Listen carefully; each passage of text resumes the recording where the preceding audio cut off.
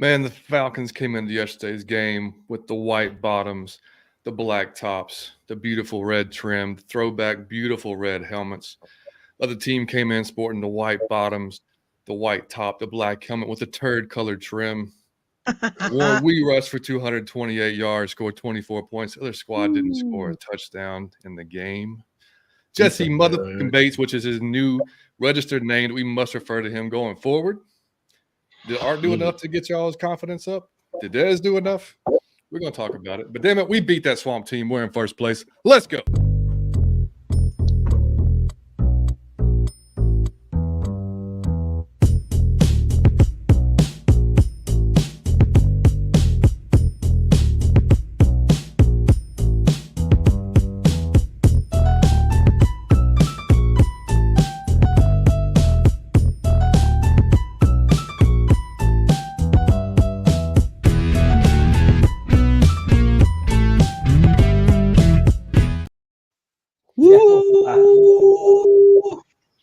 And welcome in everybody to episode 144 about your Falcon Mind and Falcons fan cast, and episode number 4. Are we at 4? 5. Damn, yeah. 5 already. 5 of Win 95 North meets 75 South. So, and obviously you guys can already see we got a special guest, Mr. Dave Choate, the Falcoholic himself in the house tonight. My man, Dave, the GOAT. What's happening, buddy? We're all smiling, buddy. We're all smiling. Oh, we're all smiling. It's a beautiful, beautiful Monday, man. Couldn't be better. It really is. Buddy Mike, how you doing, man? Oh, man. I couldn't go bad today. I could have got hit by a car. I would have been fine. I'm all right. I love it. Birdo, buddy, what's up, man? Oh, man. Terrific weekend. First, we're all treated in the wrestling world to the greatest comeback of all time, CM Punk. It's clobbering time, as we would say, and that's exactly what we did on Sunday, was clobber these Aints into submission and came out with the victory, 24-15. I'm liking it. I'm loving it.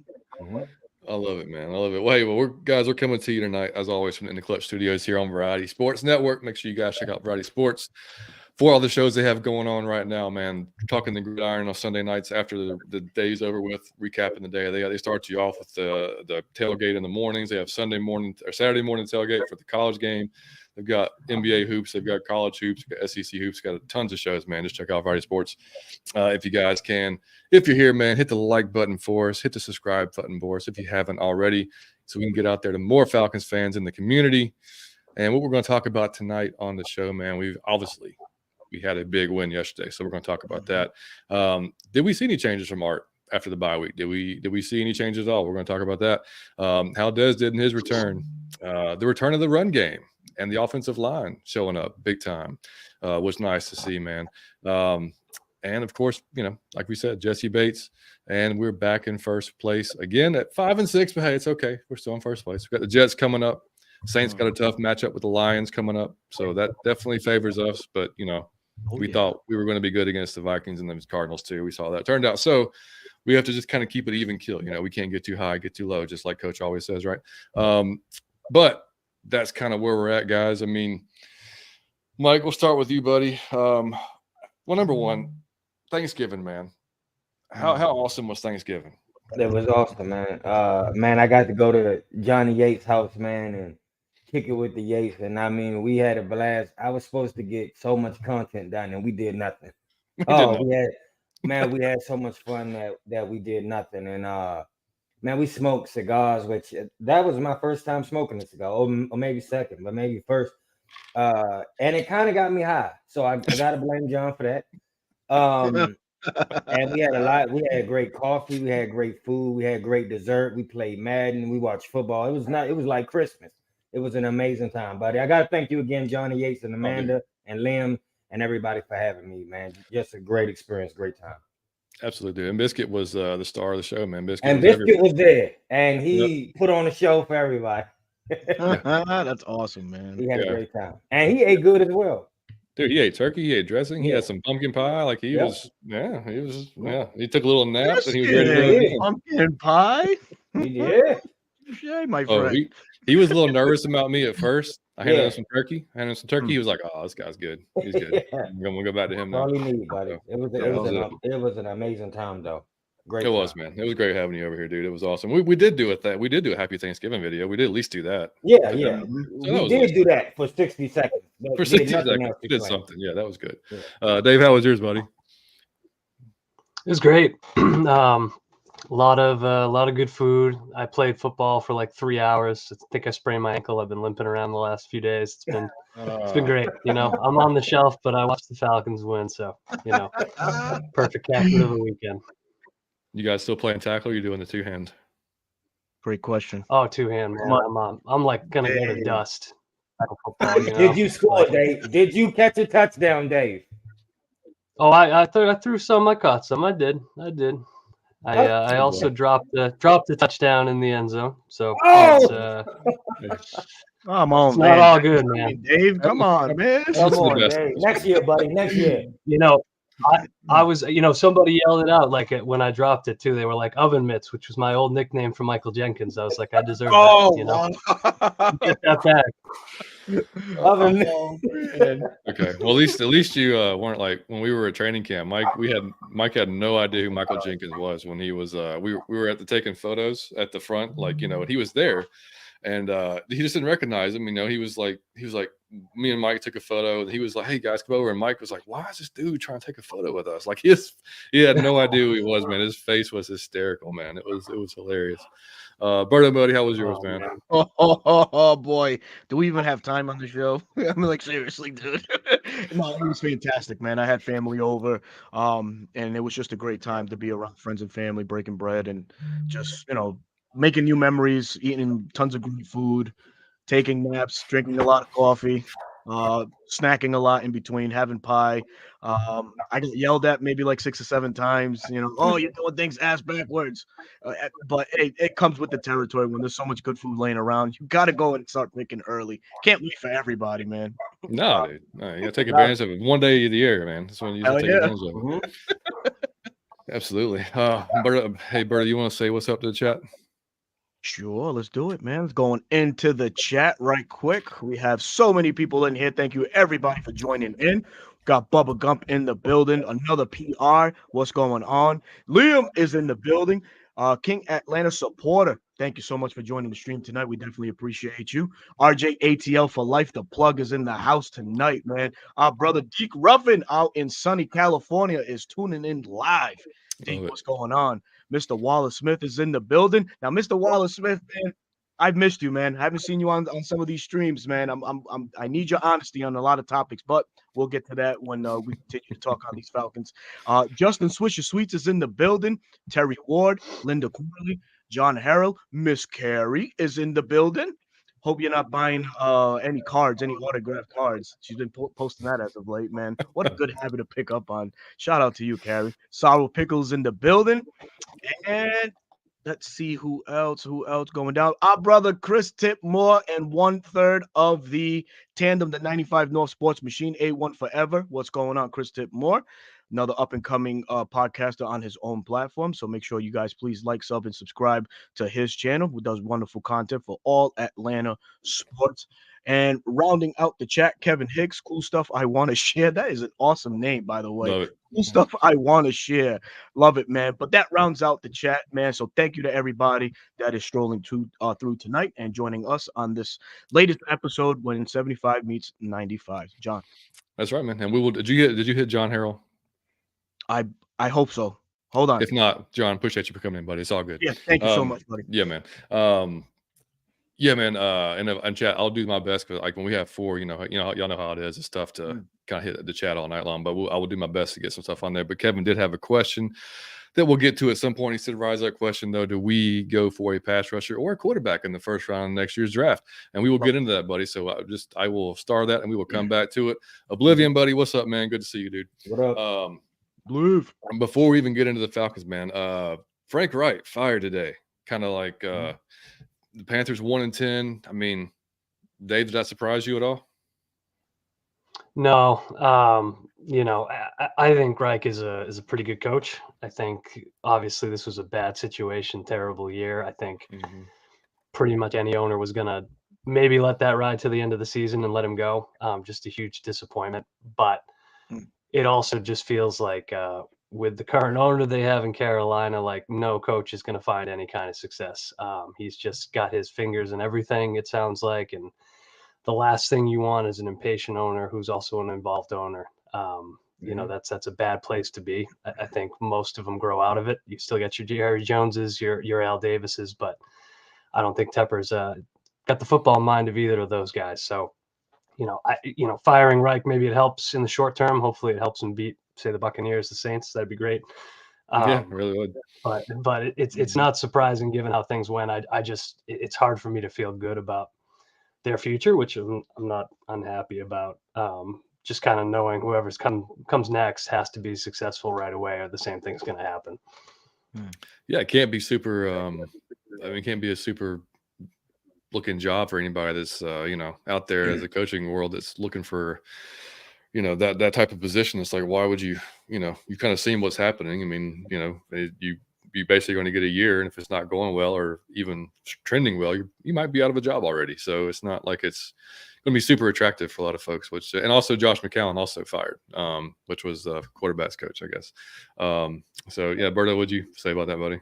Yeah, so I mean, I think about it in a different manner. I think it starts off with the quarterback play, and I don't think Bryce Young was as ready the quarterback for that system as a lot of folks deemed him to be. Sure, he did a lot of great things in Alabama, and this is no knock to that program, but Alabama is not really known for trotting out superstar quarterbacks. So I think the marriage wasn't made to be. I'm so sorry. I love it with all my heart. Amen. But I think the better pick would have been C.J. Stroud for that. And if that would have been the pick, I don't think that we would be having this conversation. And Frank Reich probably would still be employed. So I think the marriage was doomed from the beginning. Dave mentioned, impatient owner and all these other things. Yeah, I just to piggyback on what he said, I agree. But no surprise there on the Frank Reich firing this morning. Yeah, Mike, you got anything on it, buddy? No, I was surprised at the hiring. I didn't get that far. So got fired halfway through last season. In the hiring, so he shouldn't have been hired. But hold on, John. Before we even go forward, I do want to say this. But so we got an email that I know the person wanted us to read, but with no offense to you, don't take offense to this. But if there's ever one that I would like to keep for myself personally, where I don't want to read on the air, is that one. So this is my call. I don't want to read it because that was it was beautiful. So I don't want y'all to think it's something great bad. Great email. Young did something nice and like a person like wrote a whole thing. So I want to keep that for my personal stash. If you don't mind. It was personal to me, so I don't really want to read that on the air, but thank you so much. I do want to say thank you. That's no offense to you. I'm not trying to be disrespectful or anything else. It really meant the world to me. So I would like to keep that for my personal stash, if that's cool with you. No offense. Thank you. There you go. Yep. It was a beautiful email. Yeah, I will second that. John, dude, we appreciate that, man. John, thank you, buddy. $10 super sticker. I appreciate it. I got to get a sounder, man. I gotta find like something cool. I gotta find something cool. Right. I got something like that. You could just do that every time. Just do it every time. That's even better. That's it. That's pretty good. That was pretty damn good. I'll find some bass to do in the background. You just do that. That'd be great. And also, Dave, I was going to get your opinion on this too, which I don't think, obviously, we're going to probably get the first guy. But any interest at all after when Shaq Leonard got released, or Derek Barnett now from the Eagles? Any interest in either one of those guys? Yeah, I think I'd have a level of interest in both. Might have seen that Barnett was getting scooped up. By the Texans. Maybe I'm imagining Is he? that. Yeah, Texans. Okay, the Houston Texans. Yep. Good call, Berto. But I think I would have had interest in either, just because, we're past the days where like Derek Barnett or Shaq Leonard would be like, "You're going to save our season," but yeah, exactly. Having more guys, more help. I still worry about over these last 6 games. You got Bud Dupree, you got Calais Campbell. These are older guys playing a lot of snaps, so having some proven veteran guys in there is a good idea to me. And certainly at inside linebacker, you lose one of Landman or Ellis, you're down to Andre Smith, who I like, but I don't know how I feel about him as a starter. So If you can get Leonard at this point, sure, I'd say do it. Let's make those additions for the stretch run, because somehow, some way, they're still in the NFC South. So, don't give up. Sure is. Yeah, no, Berto, same thoughts. Yeah, pretty much. I would have loved to have Derek Barnett. I mean, this is a guy, if acquired, would have been relatively fresh still. He was on a deep rotation with Philadelphia. Didn't really get a lot of playing time, so we would have probably got a motivated and young, and hungry Derek Barnett. I'd much rather see him screaming off the edge than a Zach Harrison at the moment, although he's getting valuable snaps, and I love it for him. But we just need a little bit more, you know what I mean? If we want this defense to really unlock and gel together in the more crucial time, which this being December. So yeah, I would have definitely taken a flyer on Derek Barnett. And like Dave said, also with Shaq Leonard, if one of those guys go down, Landman or Caden Ellis, praying that they don't, then we're up Schitt's Creek with no paddle, really. Yep. So yeah, would have loved to see either one of those guys acquired by the Falcons. And that's perfectly a little segue into the game. So yeah, we gave up 444 yards of total offense. They didn't score a touchdown, which is crazy. Awesome. 5 field goals, man. It was, but it was, it's the same kind of stuff we've seen most of the season. It's like we can't get consistent pressure on the quarterback. Carr had pretty much time to do whatever he wanted, which was basically find Chris Olave everywhere and often until he got concussed. Which I think I was on the stream with you, buddy, Berto, at the time. Yep. And I was like, why is AJ not just shadowing him at this point? Because we didn't even know who AJ was covering, because we didn't. The ball was not going his way. Dude, he literally shut down that side of the field. It was amazing. Completely. Yeah. Mm-hmm. And then he was on him, obviously, when he got concussed, and he, it was unfortunate the way he landed. But they were down to their 4th, 5th, and 6th receivers yesterday, because Rashid Shaheed went down as well earlier in the game. So at it was one like, point, we were screaming for him to just stay out. He came out of the game like 3 times. You're like, buddy, just stay out. Today's not your day. Exactly. And just a brief look at the stats, man. They were 6 for 14 on 3rd down. We were 4 for 8, so almost the same. Almost 50% for them, 50% for us. Our passing 168 to 296. Of course, I said in the intro, we rushed for 228 yards, which was just great to see. Again, they rushed for 148. They didn't. It was Kamara did his thing too. As kind of usual, and so did Taysom Hill and his stupid ass quarterback draw and quarterback power, which is I hate him. Going to happen always. 2 turnovers for each team. Obviously, we'll talk about those.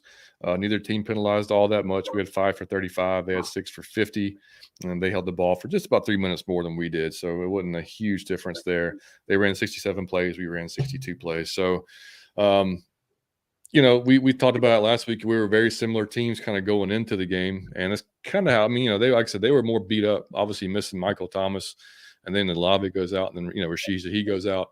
They were down some guys, so obviously, we got to take advantage of that. But the first drive, we stopped them 3 and out, and then of course, our first drive, Bijan drops a ball on the first play, run for not a whole lot, and then just errant throw, I guess, by Des and everybody. I was just like, oh no, like this, we can't start this way. It's like this is going to be one of those games, man. And then, and it was looking like it was going to be 10-0. And then Jesse Bates just comes out of nowhere, snatches the ball, takes off for the touchdown. And Derek, he talked about it after the game. He's like, man, he just got me. He's playing single high cover, safety. And but if you watch the replay, like as soon as he sees the play, he's immediately running. He broke on the ball immediately, or broke on where the ball was going immediately. Intercepted the ball and just took off, man. And that was, and then of course later in the game, he ended up having the fumble. He punched the ball out from Taysom Hill. Thank God. He punched the ball out from him. So he essentially could have took 14 points off the board for them, and at the same time gave us 7. So, just insane day from him, man. So, but how'd y'all feel about Mr. Arthur Smith? Mike, we'll start with you, buddy. Like, how'd you feel like after the bye week and overall game's over with? Man, still got to get fired. Still got to go. With the win, I'm gonna be honest, it was still unimpressive. Like, we have not dominated a team yet. I think we did once all season, but it was not again with all the injuries of the Saints. It was supposed to be a dominating game, and we still struggle. And Jay Black, thank you, man. We Hey, where's the appreciate sound? you, buddy. Get We the sound up. appreciate you so much. Oh man. Yeah, he still gotta go because he was still man, he was still like unimpressed. To me, he still did a lot of stupid stuff as far as like I don't know why he tends to jam up everybody in the same space on the field. He's still doing that. Still was like, man, unimpressed with. Still was very unimpressed. I just thought what's funny that I do want to throw in is I finally saw him on Madden, and man, they did him dirty, bro. That's unacceptable for how they did him on Madden. He looked like, oh man, he looked bad. He looked like a drunk. He looked like a drunk fat guy you would see in the alley. It's so disrespectful. So I don't agree with that one. If y'all see him on Madden, that is unacceptable. That's mean. But as far as him coaching, I'm so happy he beat the Saints. But the way he was excited was like he coached it that way, and that's not what happened. Yeah. I mean, I can't wait to see the all 22 this week. It's going to be pretty fascinating to see. Dave, number one, Dave, how have you felt? I mean, we've texted throughout the season, but I mean, like, kind of how have you felt leading into this game? It's just what was your thoughts on Arthur and kind of how the seasons went, and then now, after the bye week, what did you think about yesterday? Yeah, I think heading into it, it was a must-win game, right? And like it wasn't our Super Bowl because we already played our Super Bowl and lost it to the Cardinals, right? Tyler Henry, but it was a must-win game. Like you knew basically the odds and everything else. If you lost this game to the Saints, not only was it crippling from like just a mental health perspective because we lost the Saints again, that sucks. We all hate it. Yeah. But you're also effectively like 2.5 games behind them in the NFC South. Season's all but over. So, you knew coming into this one, there was a healthy dose of dread, and it was nice to have the holiday because you didn't think too much about it beforehand. But I was nervous. Like, I was nervous to see how Ritter was going to do. I was nervous to see what adjustments they were going to make, what the Saints were going to look like. So then to come out the other end of it with a win, I mean, fantastic. Great feeling. 10 out of 10. But for Arthur Smith, I mostly agree with Mike. Like, it wasn't huge improvement, right? You still saw him make a 4th down call where he had a lineman in motion, created like an empty space, and then that's where Ritter ran. Like that should not have happened. I know Mike Rothstein posted, I think, on Threads earlier today that Smith said in his press conference, bad call. But those are the kind of calls that like it's just he's so frequently outsmarting himself, trying to do the unexpected, and it's like you have the guys to just line up, play it straight, and win, and that's what you need to do more often. No more Jonnu Smith jet sweeps, no more Jonnu Smith to Michael Pruitt touchdown passes that don't happen. No more of the trickery. Like just do what you do well, and that's where I actually saw, I think, the improvement was the common sense to stick with the run late in the game, the focus on getting Bijan Robinson the ball as much as possible early on, and then saving Tyler Algier for the end of the game. And that was a tired defense, and he is your sledgehammer, and you're just going to keep swinging him. Like, to me, that was the best thing that I saw from Smith and this team. And I don't know if it had anything to do with Dave Ragone being up in the booth. Who knows? But clearly they came in. They wanted to run, they wanted to feature Robinson, and they did both things really well. So, it wasn't that they came into this game with absolutely no improvement, absolutely no gains, but, limited. A win is a win. A win is a win. A win is a win. That's it, man. Amen. Amen to that, brother. I'm happy we got the win.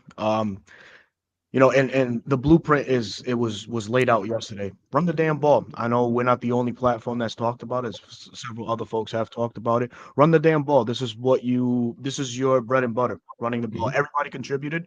John, you alluded to it, over 220 yards rush. But my problem is it's not that. It's not the run game. It's these passing concepts like Mike was talking about earlier. We're still seeing the same shit over and over. These bunch concepts is not your calling. You have to stop that backyard football play calls because it's not working. I think his play calling is what's ultimately leading to Desmond making these mistakes as well, because there's so much going on in one area. It's tough to make the most valid decision to go forward. So he's not doing him any justice, and it's why he's still struggling, making proper plays, making proper reads. Again, he had 2 INTs yesterday. One play was made by the Honey Badger, was a great break on the ball. Sure, he can have it. And I think and in the goal line, I had a big problem with that concept that was ran in the goal line. You're down there, you're sniffing the 10. Brother, you got to run that goddamn ball. There's no time to get cute, as Dave, like you just alluded to. Also, the jet sweeps and things like that. These have to be things of the past, man. You have way too many skill set players. Drake London, Kyle, Janu, Bijan, and Tyler. That you should not be one of the top scoring, or you should be one of the top scoring teams in the NFL, man. When you're inside of the 10. Don't know why. That scissors, we call it a scissors concept run. That's where the running back leaks as the wide receivers, stretch the field out to give it to Tyler in the fashion that they wanted to give it to him. That didn't work. That route concepts need space. So that was a horrible play call at that end. I'm not gonna get too much into that because I don't want to sound like I'm fucking ranting. But loaded ball, dude. We got the W. We got the W. I'm happy, but I'm just still concerned that we're seeing a lot of what was problematic in the beginning still being that after the reset, quote unquote, after the bye. Man, 1 minute, Don. I just want to speak before you say that. I want to speak on what Dave just said. I think that's important. It's like, dog, don't get cute. I was thinking of this joke. I thought the greatest anthem, like when you hear if it's an event and whoever they call up to sing the anthem, the greatest ones are the ones that just sing it. But the people that go after every note they try, that shit sounds terrific. Every time you try to get cute, and the red, that's when they go off the rails. If you just sing the song straight away through and you let your voice boom, we are all saying it's when you try to get cute that it get messy. And I feel like that is his downfall. When he tried, like he just said, man, when you down in the 20, it's time to run the ball. It ain't time to start thinking, oh man, if I can catch him off guard, I can. But that ain't your skill set. It's just not your thing. Yeah, and that's the one thing we kind of hoped after the break he would have assessed and been like, yeah, some of this stuff just doesn't work. Like literally every time I've tried something weird like this, it hasn't worked. So like maybe let's not just do that, And obviously that happened like in Berto, that happened, that play, the first interception that Jay Black's talking about here, that happened when we were on the stream together, and it was like what you just said. I mean, that there was little to no spacing already. You're already in a cramped field, man. So like if he would have led Bijan a little bit more, I'm sorry, if Bijan would have not stopped and kind of okay, cool, or if he'd have put it more on him, but if he would have, then the D tackle is literally right there in front of him. So if he would have put it on him, he would have been throwing it right at the D tackle. So it's just a bad play. Like it's just like there's no, like it's just nowhere, like don't call that. Like that shouldn't be in that situation, So either way, it's just a bad play. And then like you said, the one that I don't know if he was trying to go back shoulder or not. If he did, he didn't work. He didn't hit. I mean, it wasn't the back shoulder, but Honey Badgers happened to turn his head at the right time, see it, break on it, and then Jefferson was like, he had no idea that was going to be he just kept running, or was it whatever, not running, but he didn't turn around like he was trying to catch it. So those, and that's what's maddening is like you see, and to me, like Art and Dez are like the same guy when it comes to be as a fan. They're the same. They're the same. It's like they both do some good things. You're like, oh shit, this can really work. And then they do something dumb as hell, multiple times. You're like, see, this is why this can't work. So it's like, because with Dez, like you see like that beautiful throw to Drake. Oh, yeah, that was on money. That was on money. And I mean, and with anticipation, touch, everything, put it right in there. I want to see the 22, but I'm pretty sure he has Scotty Miller possibly for a touchdown. Don't you say that, John. Hey man, don't you ruin that for me, John. I'm trying to give the man credit. It was a good still. No, regardless, it was still a good throw. I mean, regardless, you can't say that. And and then he made some. Look, he made some tight throws in some areas. That touch pass to Bijan, for the touchdown was beautiful. I mean, I think they asked Arthur, and he was like, was that supposed to go to? I think it was Rothstein asking, was it supposed to go to Bijan when the free runner came through? He's like, well, that guy wasn't supposed to be free. I'm pretty sure it's McGarry's reason it was free, but I think Werner came right at him. And he just beautiful touch right over the top to Bijan for the touchdown. So like you see stuff like that, and you're like, man, okay, like this, he really has, the potential to be the guy. But then it's like some of the decision, then the other decision making, the turnovers just keep popping up, and that's the one thing it's hard to withstand if you do it game after game after game. Like there's got to be that's got to end at some point. And with Art, it's the same thing. It's like, he'll call some great stuff. She's like, okay, and this is going right, and then all of a sudden he'll do that, or he'll do the 4th and 2 zone read, which you shifted McGarry to the other side of the line, and then you ran to that side where you just moved him from, and like dude, what? Why? Like, why? I mean, it's like you got CP who's running mad and angry as hell yesterday, which was awesome to see. There's like so many other options to do there. I mean, like I just, and like you said, Dave, like I think he just said that was just a bad call. Like he said it multiple times, and he was like, yeah, that was just a bad call. Like, okay, well, I mean, just don't try to outthink yourself, man. Just use your guys. That's the thing to me too, is like it is the thinking. It's kind of the same thing with both of them, right? Like they get a little time to think, and they're like, what would be great is if I did this thing. Like Rill was at his best yesterday when he was just reacting, and I think Smith is kind of the same way. It's like when you stick to your plan, and when you're not thinking, I'm going to catch him off guard, because you almost never are. But with Ritter yesterday, the thing that I wanted to say about where he impressed me the most was there were 2 or 3 times where he would have taken a sack in any other game 100% this year. And he managed to get away, and he scrambled, and he just was way more decisive in those situations, a lot quicker, processing what he needed to do and then doing it than we've seen from him. And to me, that's what makes the turnovers even more frustrating, is because there are these strides. He was making some strides as a passer. He's making some strides in his decision making. So if you could just clean those up, but we're at the point where he's averaging like 2 or 3 games. So it's hard to trust that that's ever going to happen. Right. And here's the thing too, his greatest throws he made was when it was a person bearing down. He knew he was going to get it. Both of the throws that he made, he knew it was a free person coming, and he knew, I'm getting ready to get it. There's nothing I could do. And he put the ball on the money twice when that happened. Both those occasions was his 2 best passes. So I think that is amazing. But here's what I will never get over, and I don't care if there's not a running back in the league or a quarterback in the league who's going to give me 2 turnovers a game, who I'm going to support and I'm going to be a fan of. It's not happening. And I love the Falcons, but dog, when you do this to me every game, dog, you lose us. Here's what he does every game. He put us in a space to lose the game. And then if he turn it on at the end and he do good, we praise him. Like I told you, it's a toxic relationship. He inflicted our pain, but then it's like he cured it. So like he like bought us roses after he cheated on us, man. But like, we happy that he, ran the bath, but he still pushed me down the steps.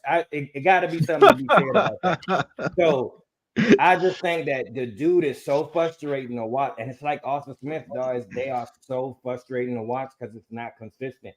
CP, whenever he get that ball, it's the same outcome. The man is consistent. Whenever he gets Tyler, is consistent. It's some players we got that are consistent, but Desmond Ritter and their coach is just, you never know what you're gonna get, man. He might look amazing, and he might look like trash, and he might look like both in the same game. And you be like, what are you doing? Then he win, and you be like, oh, he could be the quarterback of the future. Exactly. You probably need to grab somebody in the same game. So it is it's a toxic relationship, but I love it. I'm trauma bonded, man. I love him. And the Nerd King said, I got a question. Do y'all think the hip hop anniversary was a strategic move to give the Falcons a needed motivated push, or to intermediate the Saints, or both? I think absolutely, man. I think it's a hell of a time to absolutely. Great time to get there. I did hear though, like it started off bad. Apparently T.I.'s mic wasn't working when he came out the tunnel with the team, and then they had some little issues. But I did hear it got better throughout the day. So because Jeff Wolf here, what's up, buddy? He said great W. That's the main reason to be happy. But the halftime other entertainment, I mean, Jeezy performed. You saw Ludacris came down from the freaking ceiling. Awesome. I wish I would have got to see that. That had to be awesome. Yeah, a lot of folks were there, man. And we won. Great Sunday. Yeah, and I mean, Yeah, that's what I said.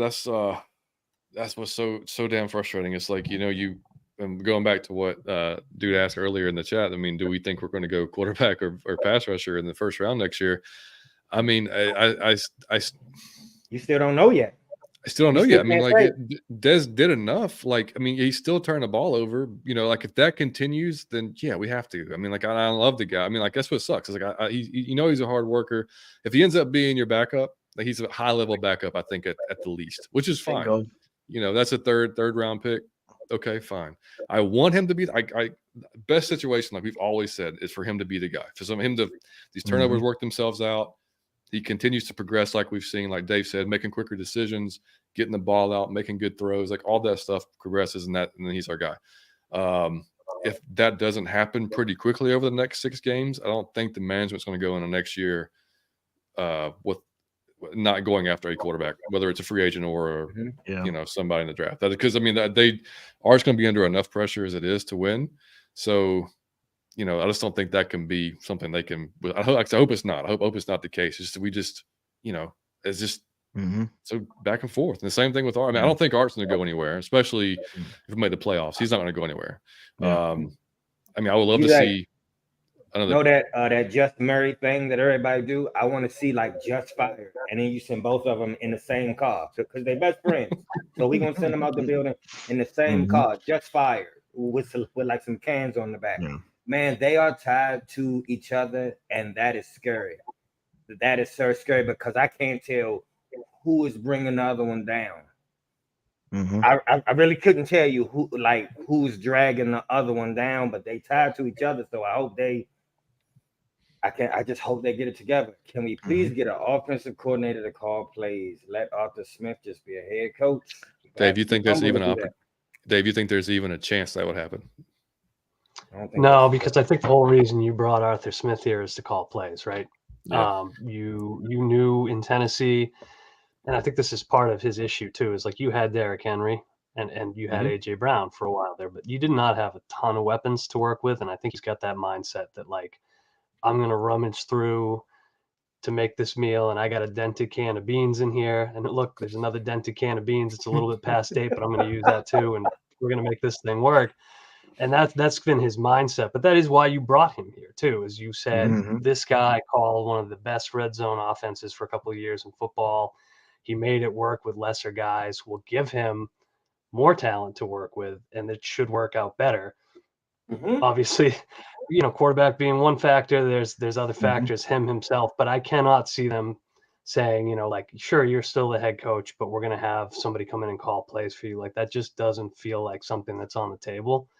I think getting a passing game coordinator to help him, I think getting an actual quarterback coach, those are things that not only might they happen, they're probably mandatory if the season doesn't turn all the way around. And even then, but in terms of him giving up play calling, I think he'll be gone before he does that. Yeah, I hate to sound like this, but it has to. He has to have that man in the mirror moment where he says, "Okay, I need help," and it's okay to say that. But like you alluded to right just now, Dave, he had that situation in Tennessee where he had Derrick Henry, he had AJ Brown and stuff like that, and he made do with what he had. The problem here with Atlanta is I think he's suffering from having too much and not knowing what to do with it.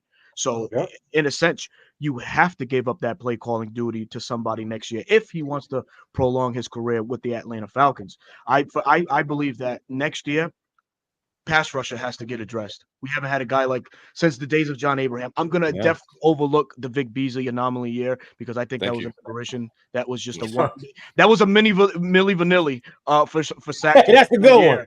That's a good one. That's exactly what it was, a one-hit wonder. We need to solidify that spot. So what does Arthur do? I think he goes into the vet pool and he finds somebody that can come in and run his offense. I know that Kirk Cousins has been linked a lot to this team, and a lot of people will frown on that. A lot of folks will frown on Ryan Tannehill. But you got to respect the fact that these guys are vets and they know what to do in this league and probably could run Arthur Smith's offense seamlessly and go from there. So bringing in an offensive coordinator, learn from what Mike Vrabel did. Mike Vrabel was the coach. You were the OC.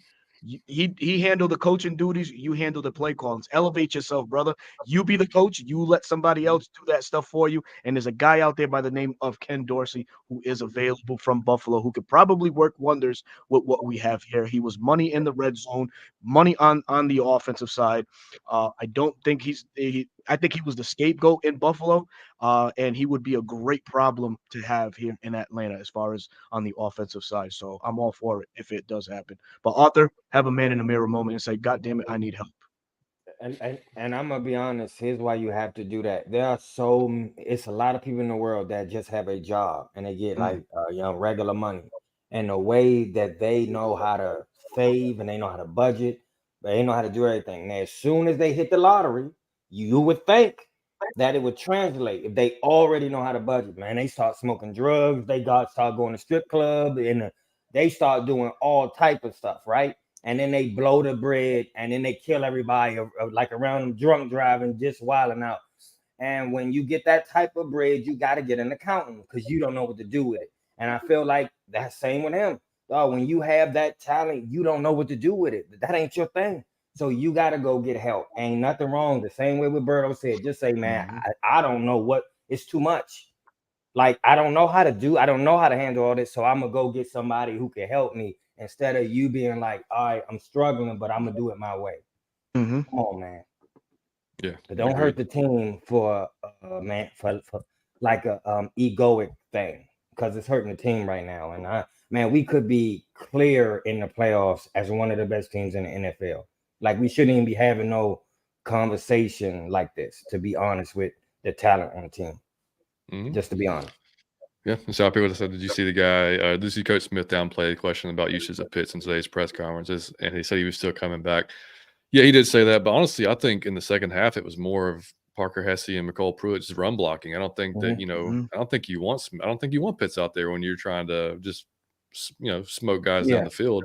I mean, I haven't seen the snap count. I do think he was definitely down though from 31% usage. 31%. That's low for a number 4 pick. Yeah, Yeah. that's low. Yeah. So, I don't know. It was man. a running type game though. It was. I mean, at the end of the game, definitely was. Yeah. And I mean, he's improved, but he's not what you want out. Hey, shout out to Parker Hesse, man. Clearly, I mean, the run game works better with Parker Hesse, man. It really does. But the entire offensive line. But it's true. It's all true, Yeah. It is. It's been a joke, but it's just true. And I mean, you look at PFF, man. The top 4 of 5 guys in PFF were offensive linemen for us. I mean, and we haven't had that, man. Number 1 was Matthew Bergeron, 94.9. Dude was excellent. Dude was just road grading yesterday. I mean, the touchdown from Bijan, he set that, and he just walled off that inside. And it was perfect. And Chris Lindstrom, 92.8, Caleb McGarry, 83.6, Drake London, 83, and then Drew Dahlman, 78. And then I know. And then on defense, Jesse Bates, obviously number 1, 91.7. And then Desmond had a 76.8, which is actually really good for Des. I mean, like, that's not bad for a quarterback in general. Actually, 76.8 is pretty solid. And then Jake Matthews had a 58.9. Rough day for Jake. But I mean, but just it was just nice to see, because that's the offensive line we thought we were going to get from day one this year. Like, we thought, like, we're going to come and just maul folks every game, like, and that just didn't happen at all. But to see him play like that yesterday, then that kind of gives you hope. Like, okay, this could be how this might look going forward. I know the opponent's going to be different, but I mean, just to see him come out with that kind of physicality, and Coach Smith talked about their Wednesday practice, how it was like training camp, and they were just physical as hell and all over it. And they challenged the offensive line to come out and be them and do their thing, and they did, man. They held up their end of the bargain, and just, I mean, if we can get that kind of performance Bijan goes and does his thing. I mean, that's Tom makes it. I mean, CP running with so much energy and so much anger. God, man. Here's why I love it. The team was conscious of the team that we was playing against and how much that meant. Because it should be like a greater thing when we play against the Saints. I should see a greater effort. I should see you play harder. And it seemed like the whole team was on board with that. So I don't know if that was the coaching or the quarterback or whatever that was. But man, that was awesome to see them. If you're going to play your hardest, play it against the Saints. Yeah. I'm It was so kind of the proud of them. reverse. I'm with the proud of them Saints. all. You know, like I felt like Derek Carr just got off the bus, man. He didn't care. Like this Yeah, is just yeah. another game to him. And Yeah, it can't be Yeah. another game to you. Like Drew Brees was the most boring person alive, but you knew he wanted to kill us every week in his Mhm. boring, Advocare salesman kind of way. But like Derek Carr, just like he looked flat, and I loved it. You don't It's get, great. yeah. Yeah, DJ, dude. I mean, but I'm so proud that keep our him there. younger players on the team still understood the rivalry, because like you said, they wasn't there for a lot of that. So I was so proud that they know what it meant to us. Because we gonna hear it forever if we lose, and it's gonna be vicious. Mhm. But if we win, we gonna talk it forever, and it's gonna be yeah. vicious. Man, Millie Mills. I'm more happy for Matthew Bergeron, man. He had his Absolutely. hit yesterday against Brian Breesy, man, of New Mhm. Orleans, man. That's another, stout guy from out of Clemson.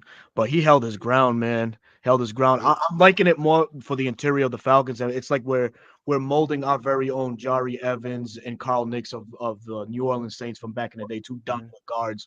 That's Mhm. gonna be, Lindstrom and Bergeron are shaping to be the 1-2 punch of the future. I'm excited for that, because if the calling card for the Falcons is the running game, then we're in good hands with those two guys. So I'm good with that, man. The I fact have to he's a ask you rookie this, and doing that, man. Berto, Dave, and Yeah. John. I have to ask y'all this: is Jake Matthews washed? Is No. his best days behind him? No, I think honestly, Man, and they you can say said what you no want. quick. You can say what you Hold want. I think he would benefit more from a position switch right to the right side. I think he'd be better suited now at his age to go back to his natural spot from Texas A&M at right tackle and draft a left tackle of the future. That's just me. That's just what I feel. Good So, woman, but Dave. I still think that he has a lot left in the tank. He just got to switch. He just has to switch. Dave? Dave. Yeah, I don't think he's washed. I think, then you said, is his best football behind him? I mean, probably, right? Like, Yeah. we're just getting older, right? We're all Mhm. getting older, but Jake Matthews especially, maybe, being out there on the field for us. But I still think Jake Matthews is a good player. I think he's going to have his weeks. He drives me a little bit crazy sometimes, especially the run blocking comes and goes. But, he's still the same guy. And for better or for worse, he's kind of been, right here, and then, well, you can't see my hand, but like right here, right here, right here, his whole Yeah. career. But it's all on like the same line, right? Yeah. He's got baseline level of play. He's not going to go too far above it. He's not going to go too far below it. He's going to be out there every week giving you a pretty good effort, so probably, his days with the team somewhat numbered, but he's got at least a couple more good years as a starter left in him, I think. Yeah. I love it. Johnny Yeah. Yates. Yeah, I agree with both those guys. Best days probably pass him, but I wouldn't mind what Berto said. I wouldn't mind him switching to the right. I mean, depends on what we end up doing with McGarry. I mean, McGarry's he's another guy frustrating because he's so damn good at run blocking, but he's still suspect as hell when it comes to pass blocking. He's gotten better, but it's still, he can't stop a speed rusher to save his life. So I mean, it's that's the stuff that frustrates you, man. I was close to that dude, and when you look at him and you see the size of him, to see him struggling blocking, it's like, how? I don't even know how you would struggle with anything. Dog, you are a huge human being. Like I've never. Oh my God, he is huge. So I don't even know why he's struggling, but he is. Like a massive Viking, man. Fellas, shout out What up, to Steve? Falcons fans in the bins, the bars, and in their home supporting his team to a huge win against Cam, front runner Jordan and the Saints. We need that love next week. I'm gonna be honest. I do want to say. I was going to say that. I truly think that the line fed off the fans. 100%. Man, the concert had the fan and the Saints game, and so you already on 10, and then you see all your favorite stars, not just one, but all of them here, and they staying for the game.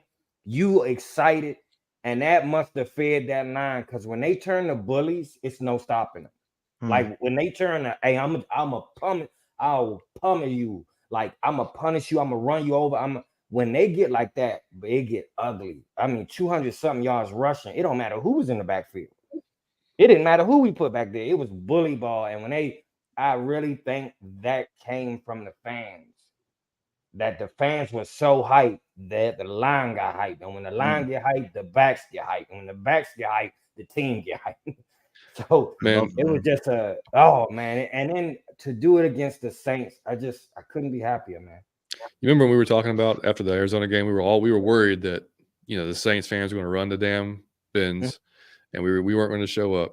That's what we were like. Oh no, this can't happen for the Saints game. So shout out to everybody who packed the freaking bins, man, and got loud, because it was not that way, man. There was flags everywhere. Beautiful it was scene, man. Oh, it was amazing, man. And it was just awesome to see. And that, yeah. So shout out to all the fans that were there. I'm sure Uncle Steve was there, and that goes without saying. Make sure y'all check out Uncle Steve's Lounge, man, and subscribe while you're there. Absolutely. But yeah, I mean, they had a huge effect. And that's what we could be every week, man. That's what's we could bring that energy every week. And then it was please do. We try to make the playoffs. Hucklebuck offensive creativity is not Arthur Smith's forte. He's not. It's not your thing. Both bros, the Falcons. You poor bastards, man. Damn it, man. Poor bastards. I feel so bad for you. I was watching the whole game. You know what? And I have Cameron Dicker as my kicker, so I was like, Dicker the kicker. But I was like, okay, we're going to score some points tonight, man. And of course, I'm down by like 15 right now. I need Jordan Addison to just show out tonight for me to win this game. But if Dicker would have just got me like 8, 9, I'd have been in really good shape. Nah, just 3. So I got to go out and make it. I got to get it. I got to check out the Ball Bros, man. I love those guys. Yeah, man, for sure. But so let's talk about the defense, man. Yay. Derek Carr was doing his thing. Like I said, we said it earlier, kind of just hitting whoever we wanted in between the 20s, and then we just stopped him dead cold inside the red zone. Or, I mean, and Arthur Smith said today, we said, he said we weren't trying to bend. It's just that just happened to be, there's some obviously things we got to get better at. But Jesse with the 2 huge plays, but it was nice to have Dalford back. It was nice to have Onyemata back. Made the huge. I mean, that's our luck, man. He forces that fumble. It bounces right to A.T. Perry when we've got 5 guys. We got 5 guys right there. It goes right to A.T. Perry. But I mean, great play by him there. Still missing, like we talked about, that pass rush. To really, really get effective on the quarterback. But I mean, the defense, man. Like I said, they show up when they have to, man, and they stop. I mean, force 5 field goals, like that was it. So Dave, and I mean, all year long, it's kind of been that similar kind of situation. What say you? I think wherever Dean Pease is, man, he's looking on and smiling, because they are bending and not breaking at a very high level. Like, maybe Ryan Nielsen is just a young Dean Pease with a mustache. I don't know, but I'll take it. But like, you guys remember like the Snackwell's cakes? Does that ring a bell? Like those like low calorie snacks. Like that's what kind of day Derek Carr had on Sunday, right? Like he was I hate to say this, but I don't look at calories, man. I just go in for the kill. Why would you hate to say it, man? That's the right way to live. But like, that's what it was, though. It's like between the 20s, like he looked like a great quarterback, like he always does. And then, as soon as you get into the red zone, he turns into Derek Carr, the doofus, and that's what we want from him, obviously. Absolutely. I give the defense credit for tightening up when they needed to. I give them credit for the big plays. Carr got awfully lucky that really awful fumble went just to the right place too. That thing was like 10 yards out. Like he couldn't have thrown that away from him any better than he did. So obviously with the limitations the Saints were working with and how many yards they got, that's disappointing. Yeah. But they stood up when they needed to, and it was more proof that, like, we think we got a quarterback problem, and in a way we do, because we don't know if we get the long-term answer, but you could have a long-term answer, for a huge contract that you're pretty sure is not the guy, and that's what the Saints have. So that also is a good feeling. Yeah, it's a lot of money, man. $100 million. There's a small victory had in this game yesterday, man. Arnold Ebiketie got a sack. I think it was in the 4th quarter. Yes, I believe giving him 3.5 or 4.5 for the year, leading the team in sacks. But also with that sack, we surpassed last year's total. We had 21 sacks in total last year. I think we're at 23 right now. So I guess, the Ryan Nielsen era is well underway in that department as far as the pass rush thing is going. But I want to touch on something. The wrinkles that were shown in yesterday's defense. I believe they ran a lot of either big nickel or cover 3. We saw a lot of DeMarco Helms, which I fucking loved. But what we need to do is nix the plans of having Mike Hughes on the goddamn field and Thank having you. Clark Phillips III active from here on out. There we go. Clark Phillips. Mike Hughes came in here as an expensive free agent. We get it. Sure, thank you for your service, but you should be relegated to special teams, nothing more. Should not be seeing the field. The Saints, when they needed a big play, they really targeted him. I know Jeff Okuda had a pretty down game yesterday, but he'll bounce back. No concern there whatsoever. But Mike Hughes was the weakest link, and for that, he needs to go goodbye on this defense. But other than that, man, the Falcons showing that new wrinkle with that cover 3 or big nickel, whatever have you. I loved, more guys on the field. I'm glad that the tight ends didn't, run us out of town like they did in the Arizona game. Mm-hmm. And yeah, man. So defensively speaking, man, I think it was great. It was the ultimate bending, no breaking. And like Dave was saying, there's a Dean Pease smiling somewhere in the outskirts of Atlanta. I think his son is still in with the team as a defensive assistant of some sort, Matt Pease. Oh, that's cool. So some of his stampings are still within this team.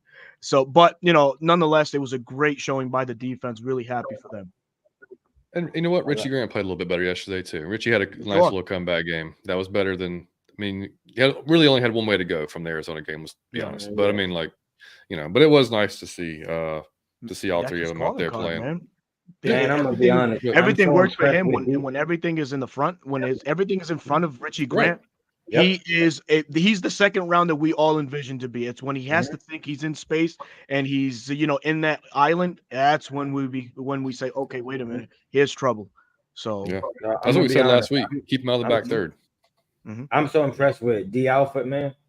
He do it every game. He do it every time we put him in, dog. He play well. I love that dude. Yep. Dave, any thoughts or reasoning why you think Mike Hughes is still in there and Clark not? Just, based on, because I thought Clark played well in the Arizona game. Other than he had one penalty, but I thought he played well for being his first go at it. Yeah, I think this coaching staff has shown. We saw it with Ritter last year. We see it with Malone this year, Evakady to some extent too. Like if they don't think a guy should have a role or a full-time role, they just don't do it. And they trust the veteran ahead of him. And I think we've seen enough of Hughes to know that that's not really a good idea. But that's sort of their guiding principle. And I think they saw Phillips, with the penalty, and they saw Brown really get 5 steps on him and just miss that, that end go grab that would have been. And maybe that was enough for them to say, we need to, put a little more seasoning on Clark Phillips and we'll come back to him. But, assuming that's the logic, I don't really agree with it. I think Phillips is a more aggressive player. I think he's more talented. I think he should be out there right now. I think we all think that.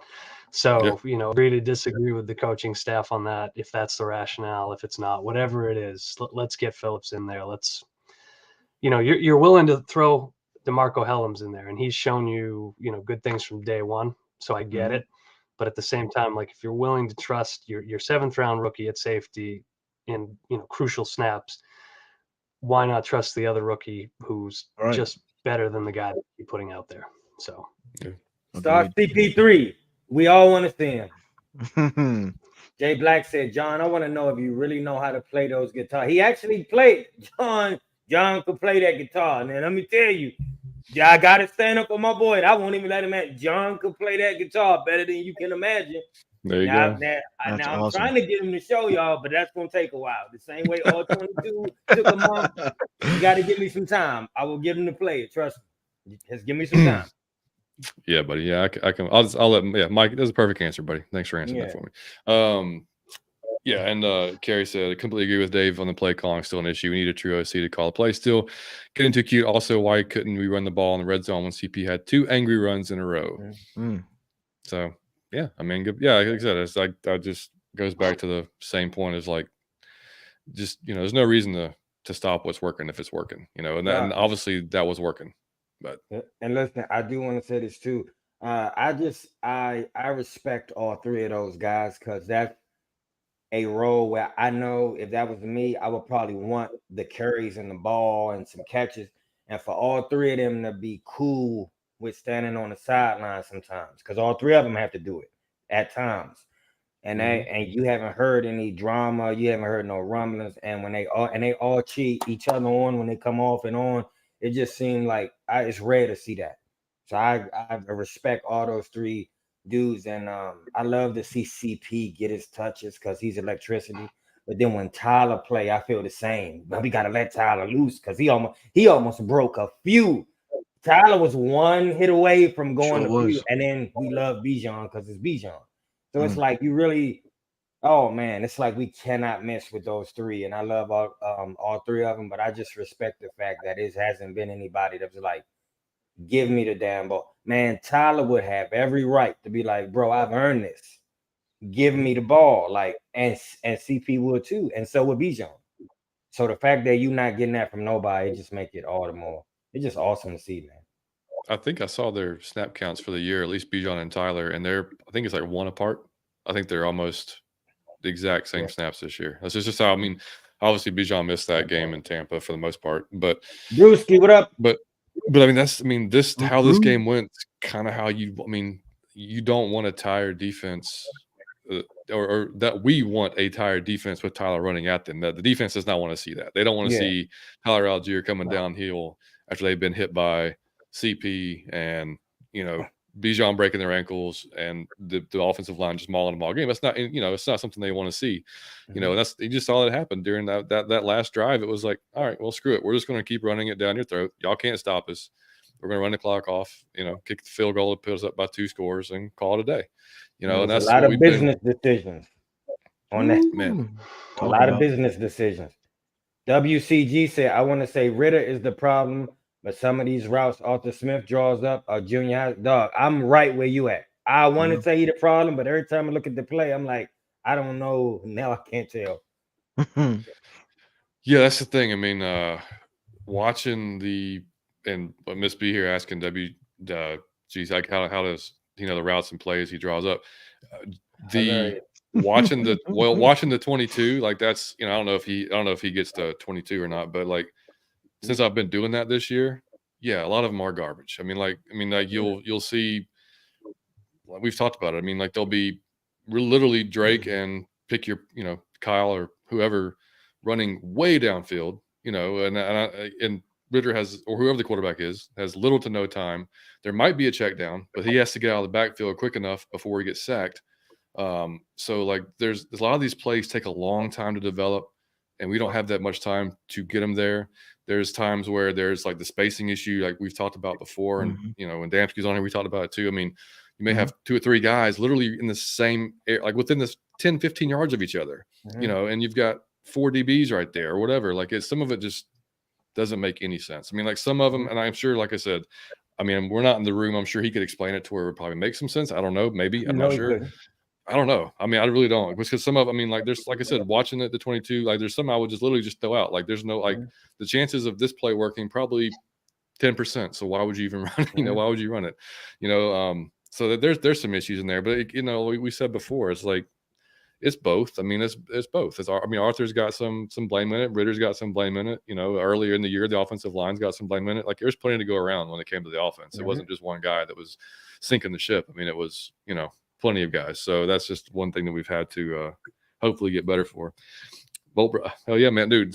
Chargers are coming to Atlanta next year, buddy. No, I cannot wait for this. We're gonna do a podcast together, man. We gonna have a blast when we link up. I'm telling you, that's gonna be something amazing.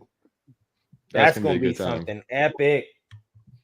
Yeah, for sure. That's in the ball, bros. Me and Red Machine, the tribute was awesome. Yep. Man, you was there. Yeah. No, I wish I would have got to see that, man. That had to be amazing. Uncle Buck, I'm scared with Arthur Smith grooming any quarterback, rookie or season vet. I don't see. I see you scare me with grooming. I was like, what is he doing now? So but I get what you're saying. I'm scared with Arthur Smith grooming any rookie QB. I was like, what is he doing? All right, but yeah, I don't think he should be. Yeah, I think you have to go get a quarterback coach who's qualified. Matt Ryan.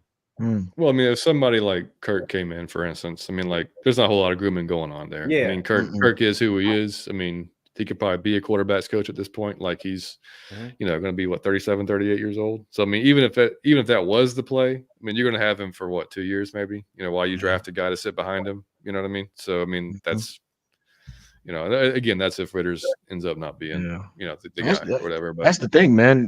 Ritter came into the league as Clay and Arthur Smith being the molder, and Arthur Smith is not known for grooming quarterbacks. He's everywhere he's been, he's had somebody already proven. Tannehill, Mariota. Hate that I'm saying that name, but Matt Ryan also. Now this is his first year really with somebody that he can put his stampings all over. It's not looking too good, man. So you're better off looking for a vet next year than trying to groom a rookie. Dog, if he's the Clay, if the dude is the Clay and he the mold, it looked like a child's project in school. It's like hey man, look, daddy. For real, man. Yeah, it looks horrific. He shouldn't be in charge of molding nobody. No. No, I agree, man. I think it was John Harrell earlier in the chat. Yeah, man. Joe, that's my man. I love that dude. He always support the nonsense about your Falcon mind. Thank you for that, buddy. I think John Harrell asked earlier in the chat what we thought about Jared Verse as far as the draft pick goes. Florida State guy. Yeah, Florida State guy, high motor, lovely hand usage, translates speed to power pretty decent. He's he fits the mold of now's day and age of a pass rusher, long, and skinny, so to say. He's like a Brian Burns kind of. But definitely like what he has done. I'm glad that he chose to go back to Florida State instead of coming out last year. I think he can help his draft status this year a little bit more. But we'll see if the Falcons land in that 10 to 12, 10 to 15 lane and he's available, run to the podium and turn that card in with his name on it. Sure. Yeah. Look how sharp Berto is. You see how sharp Berto is, how he just reeled that on. Bro, I don't even know who that is. I don't even know who the person John said was. And he's talking about speed, the power, and all this. I don't even know who that is. I might be like, oh, he rap? He got an album out? No. I didn't look how. That's why Berto to go right there, because I don't even know who that is. I just love Mike, if y'all don't know, Mike's not a huge college football watcher. No. So yeah. But now, have you seen much of him, Dave? Not a lot. No, but I did like him last year. I liked him as a possibility a year ago, so I don't like him any less, having seen what little I've seen from him this year. Seems like it'd be a fun addition for Ryan Nielsen. And if this team does go the veteran quarterback route, like I think it's, there was a running gag where like I would do the Falcons pick for SB Nation every year, and like 6 straight years they were like, "Are you turning in another first-round pass rusher?" And I was like, "Yes, because we need one." And every year, right? I'm right back there. It's the same thing. So if Jared Verse is that guy, he's within range. Like I'd be very happy with that. Mm-hmm. Yeah, and WCG to ask about. I wondered who wanted Pitts, the coach or GM, because you would think Arthur would want more of a run blocker. I don't know. I mean, Arthur always talked about that positionless football. So and whether he wanted Pitts to play, maybe honestly, if you look at his snaps, he's lined up more as a wide receiver than he's lined up as an inline tight end since he's been on our team. Like he's lined up more as a wide receiver. So I mean, I don't know. It's professional decoy most of the time. He is? Yeah, I mean, one thing about Des, he does. He definitely looks to Drake. They definitely have a connection. So like, at least Drake gets involved. And Pitts got involved too yesterday. He made a few catches. It wasn't as much as but again, that snap count, like I think Berto said, 31% was already pretty down there. He was targeted 2 times. That was it. I had to talk about him earlier on Bleacher Report. He was only targeted twice. No, I'm gonna tell you, I don't care how these yards, man. No, I don't care how they do. I don't care how they act when the camera's on. When these players get home and you target them twice, believe me, his wife done heard it all. He get home and he let Desmond have it, man. He let Arthur have it at home. I'm telling you, 2 times. Because just think of what he could be if he was like Travis Kelce. If he was getting the ball, he could be the top in the league. So absolutely, I'm telling you, he got a rough opinion in private. Trust me. Question from Jay Black there. Berto said, is Ritter running the ball just a little more, helping the offense run more efficiently? It's a good wrinkle to have, having that as an option, having Ritter run the ball. But even at that, man, it's scary because, the ball situation or ball controlling he's had issues with in the past. But yeah, sure. It does help. To answer his question, it does help because it adds more. He adds as a component that the defense has to, attribute for it and try to stop for it. So sure, it does help. Yeah, Don't I like to see agree. it, but it does help. I mean, and I'm not happy that he fumbled. Yeah. But I mean, it does kind of like, dude, you're going to carry the ball tighter now, like, right? It kind Have of to. makes you, So yeah, I mean, I've been asking for them to use his legs all season because it just another element you have to defend. Whether it's like earlier in the season when that naked backside boot was open so many times that we never ran it. We always would hand it off, and so. We didn't do that yesterday, but I mean, like Dave said, the times that they pocket collapsed or he may have took a sack, he didn't. He took off and ran. And got a first down at several occasions, and like those are huge, man. It keeps the drives going. So yeah, I'd love to see it just happen more often. And Miss B said, if y'all watch the 49ers, they have similar weapons to us. Offense looks great. All players get involved. Yep. The first games they were scoring 30 points, and that's Kyle Shanahan. Because That's the difference in Kyle Shanahan and Arthur Smith. Yeah. He know how to use the money. That's what I say. He don't need an accountant. He quite used to it.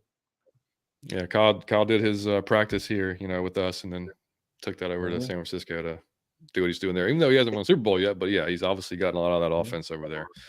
So, hey, John, I have a question over here for somebody in the chat. It's for everybody. It's Tay Rush. He's all the way at the bottom. I don't know where you're at. Tay, what up? Yeah, I'm just going down. Go ahead. Oh, you said that's at the very bottom? Yeah. Yep, Tay Rush. Right there?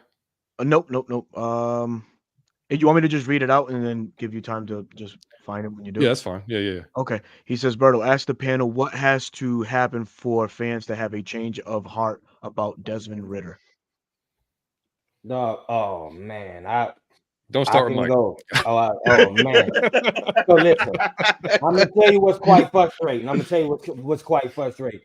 It pisses me off to no extent. I just don't speak. I saw people have a change of heart against my main man Matty Ice for way less. I'm talking about way less. I'm talking. He don't have no ring. He ain't throwing for 400 yards a game, so he got to get out of here. He got to get. He not fast.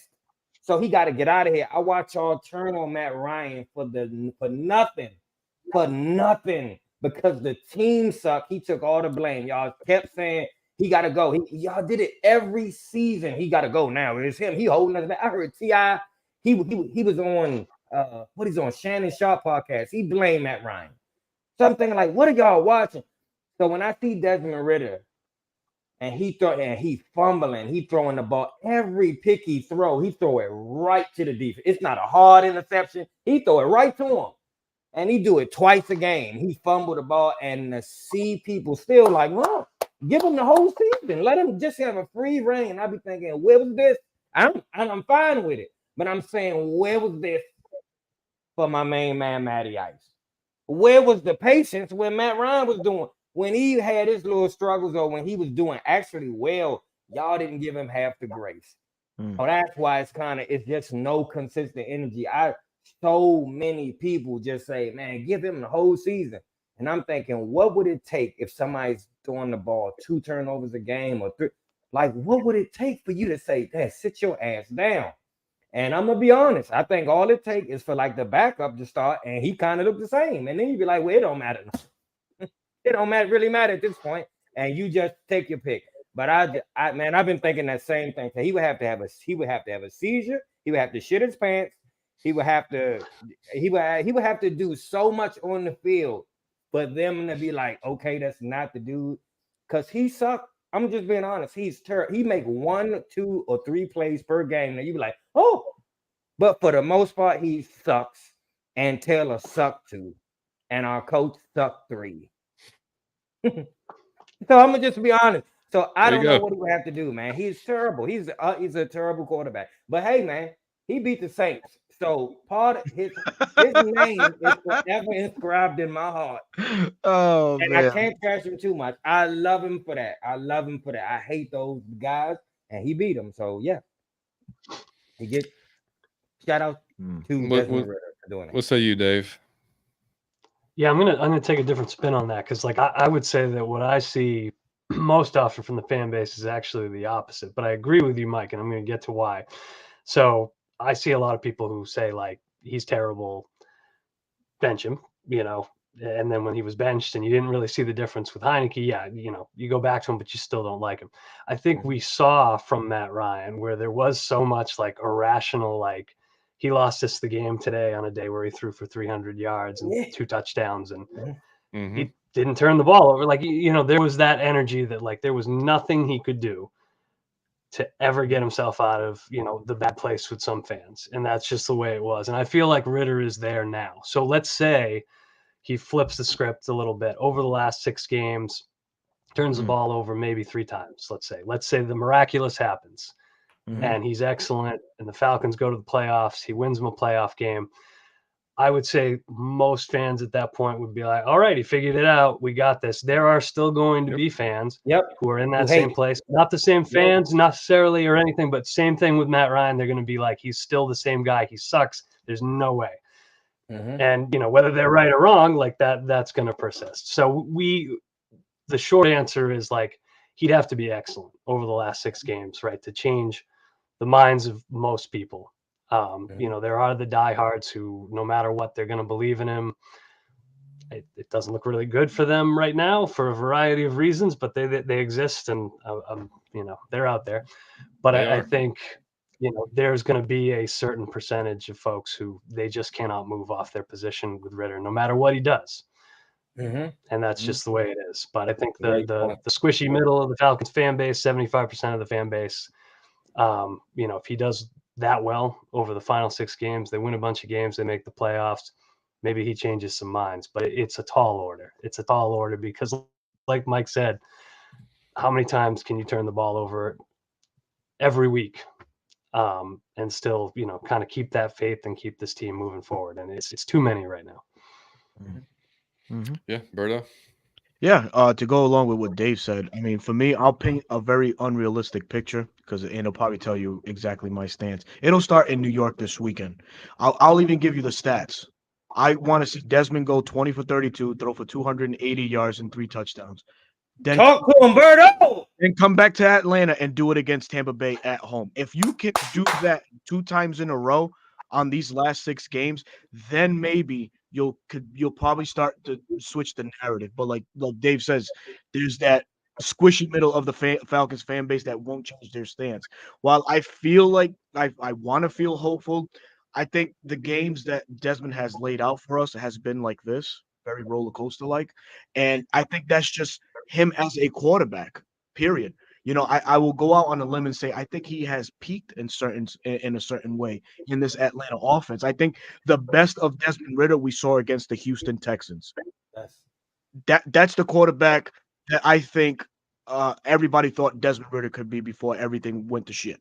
So I mean, I'm thinking hopelessly here. I just really don't see where he can go ahead and really change the narrative. But if he wanted to, if he can, he will start this freaking week against the Jets and go forward, man. Let's go, Desmond. Yeah, I kind of agree with most of y'all. Yeah, I mean cleaning up the interceptions would have to happen. I mean, that's that you can't keep, like Dave said, you can't do that on a week-to-week basis, 2 or 3 times a game. Just can't happen. If you hurt to say this, I want to see. You see how he's staring at the floor and his like shoulders have sunk. He's hurt to say it. He loved Desmond Ritter. Like, no, I mean, I love what he's made of. I love I love like all we talked, everybody's tired of hearing, but I loved all the intangibles that he had. I did, because you want a guy like that to succeed, 3rd round guy, works his ass off. And somebody asked him what he took from the reset. And he said he learned how to be a backup quarterback. And it struck me that he's never really had adversity since he's been playing. He's been the guy. He was the guy at Cincinnati. So maybe this was the kick in the ass. Maybe this was the kind of reality check that he needed. I have got to get my shit together. I've got to, and maybe that worked. I don't know. I mean, like I said, it was definitely improvement this game. It was, we talked about it before. You saw improvement prior to this earlier in the season. As the season went on, you would see the passing game. You would see him get more confident. You see him get more calm. And like that and stuff like that. But the turnovers kept happening, which kept being his Achilles heel. The turnovers, like Berto said and Dave said, they go away. He leads the team to the playoffs, I think a lot of that will die down. If that doesn't happen, I don't know that you can really. I mean, I think at that point you're going for another quarterback, and he's going to be your backup going in the next season. But and also, like Dave said, there'd be folks still he could lead us to the playoffs and win the Super Bowl, and they'd be like, "Nah, he's still shit." Yeah. So I mean, that's just going to happen, man. Seth said, "Who do you know that could be a different Sean?" I'm trying to think of what that question was for. Anybody know? Man, that happened to me every show. I be seeing the comment, and I have no idea what we talking about. I know. Seth, if you're still here, buddy, just you can hit a new comment, see that, because I'll try to get to it. And Parker said, "Yo, I'm a Saints fan living in Atlanta. Who was at the game yesterday? Hold on. Stop him right there. Why are you here, bro? Go back. Nah, stop. No, I'm playing. Parker, I'm a Saints fan living in Atlanta who was at the game yesterday. You a brave guy. And I'm just curious how on earth Bijan don't get 30 touches a game. Dude absolutely cooked our defense, but his season stats are, man. Here's why. Because did you happen to see those other two guys who was punching you in the back of the head? See, you were staring at the punches that was coming from the front. It was two people punching you in the back of the head. And those guys are pretty good too. That's why. But man, we love Bijan. But shout out to you for watching the show, man. I love that. Thank you. Yeah, man. Yeah. I gotta give him props. Chris Olave is gonna be good for a long time, bro. Yeah, I will give y'all that. He is outstanding, man. That dude look like sticks. He looked like he got no muscle and no weight, and that dude is amazing. So shout out to him. He's gonna be good for a very long time. And Walter has yeah, right. Walter, I have a question for y'all. Who do y'all think about drafting Jaden Daniels from LSU quarterback? Because I think he fits Arthur Smith's scheme. He's 6'4", mobile, and nice accuracy. Yeah, I mean, as a Bama fan, I hated playing LSU because Jaden Daniels obviously is. Yeah, I mean, he's been a stud the last couple of years there. I wouldn't hate it. To be honest. I mean, we'll see how the combine goes and everything. I mean, but yeah, I depending on how this season ends up, I wouldn't hate it. Berto? Yeah, I wouldn't either. This guy's showing so many great characteristics, man. 6'4", got a great live arm, really good speed, and like Wallace said, he does fit, the Arthur Smith mold of a quarterback. Problem is Arthur Smith being the coach still, and unlocking all of the said potential in Jaden Daniels. Can he do that? Can he scheme him to succeed? He's not doing it right now with the presumed Arthur Smith type guy. So, but to answer the question, I would love for Jaden Daniels to possibly be on the Falcons. Will the Falcons draft him? I don't think so, though. Damn. Hey, yeah, I love what Berto just said. He said, can he scheme him to succeed? I'm gonna be honest, he has not done that with Desmond Ridder, so he can't take all the blame. He has not done that. Mr. B said, more than likely, I'm not gonna have a change of heart because I just don't see it in him. But he would have to start over cleaning up the interceptions and be consistent. And if he take us to the Super Bowl, you gotta see it, Mr. B. You gotta see it. Sour Pickle said, my problem with Ridder is I want to like him and have him do it, but every time I start to see improvement, I start to think, oh, he can do this. Then he does something again. I don't know if y'all remember when Kirk Cousins played for the Redskins. Kirk Cousins did this same shit. He would play excellent all game, and when the game just happened to be on the line, he's the worst quarterback when pressure's on I've ever seen in my life. He's going to do something dumb 100% of the time. He is horrific when pressure's on. That's why I don't want him. William Amy said, Ridder getting better though, man. William, much respect to you and what you say always, but please, brother, if you are on Twitter, please send me highlights of where you saw him getting better, because I will send you back just one footage. It's the footage I sent you, John. Wide open, Kyle Pitts in the middle on a tight end leak. Desmond completely missed him with ample time in the pocket, clean pocket at that. He got scared and ran. Not what you want, man. Yeah, that's been the issue. That's been the issue all year long with both quarterbacks. That was the issue with Taylor when he was in for 2 weeks, and Desmond too. Like there'll be open opportunities that they're just not seeing the field. They don't let it go. It's like that. It's tough, dude. I mean, it's like you can see like where elevated QB play can just push this offense to the next level. That, and we're not even talking about Arthur's play calling, to be honest, at that point. But it's just a weird position, man. Like the fact that the division is what it is at 5 and 6, and we're in the lead. And if we're in any other division right now, we're not even talking about making the playoffs. You know what I mean? And like we're talking about, who we drafting to replace the quarterback. We're talking about, is Arthur Smith going to be fired? That type of thing. Where in this case, we could potentially go on a little run here, make the playoffs, and it's a weird spot to be. You talking my language, Johnny Yates. Make the playoffs, right? Then a win. And then we win again. And then we go championship. Oh man, we win in the championship. We go to the Super Bowl. And it's all these bets. All right, man, I put the whole savings account, the whole cars, I put everything up, and we lose, and I lose everything. I start on drugs. I'm homeless. You see how that shit just took a turn, didn't it? It just took a turn, didn't it? See how you thought I was going in positive like I always do, but no, we win the Super Bowl, and we all cry tears. We all cry tears because we've been waiting on it so long, and we deserve it. Yeah, well, and we get Matt Ryan a ring. If we win a Super Bowl, Matt Ryan gets an honorary ring. We making one for Matty Ice. Yeah. All right. Well, we can end it with this. If Dave, will start with you, buddy. What's maybe the biggest takeaway from yesterday's game? It could be, coming off the bye, anything at all, offensively, defense, as a team, going forward, anything. Yeah, if my video's skipping around, I'm sorry. I've got Comcast. That's all I need to say. But it's all good. Yeah, I think my biggest takeaway was like you found a winning formula, right? Yesterday, I think you run that ball as much as you can. You split this thing up between your three talented backs. I love the way they portioned out the runs. Tire them out, chasing Bijan early, hit him with some Patterson, hit him with Algier at the end of the game.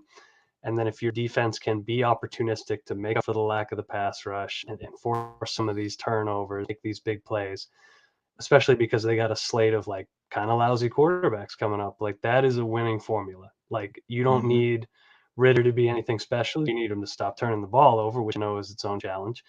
But if you can run that well and you can force even a turnover a game and really have that tight red zone defense, you can win some games. And that's how they won most of their games a year ago. And, maybe with the new talent on hand, we were expecting a little bit more than that, but like you got a formula. It worked against the Saints. It can work against pretty much every other team left on the schedule. That's what you got to stick with. Don't try to get cute. Don't try to get fancy. Don't be like, well, they'll never expect this because it's stupid. That's why they don't expect it. So just do what works. Quote that shit, man. We got to put that somewhere. Don't ever expect it because it's stupid. That's why they don't expect it. That's great. Yeah. Humberto. My biggest takeaway from yesterday is continue doing what you're doing defensively from what yesterday showed. Continue to run that big nickel cover 3 if that's the concept that's being had. We saw the Falcons blitz a lot yesterday, put a lot of pressure on Derek Carr, moved him a lot of, moving away from his spot a lot of the time. This week coming up against the Jets, against Boyle, that's a recipe for success right there. Just get him off his spot, rush the shit out of him. Defense continue doing what they did from yesterday's game. Find ways to get Clark Phillips in the defense because Mike Hughes is not that guy. I'll keep going back to that. And yeah, man, just continue to be that ultimate bend, no break. And hopefully the offense can, find an even ground with the defense, do enough offensively so that the way the defense, can just take them the rest of the way, because it proved to be another formula for winning in yesterday's game also. Agreed. Mike. My takeaway from that game is that I really love our fans.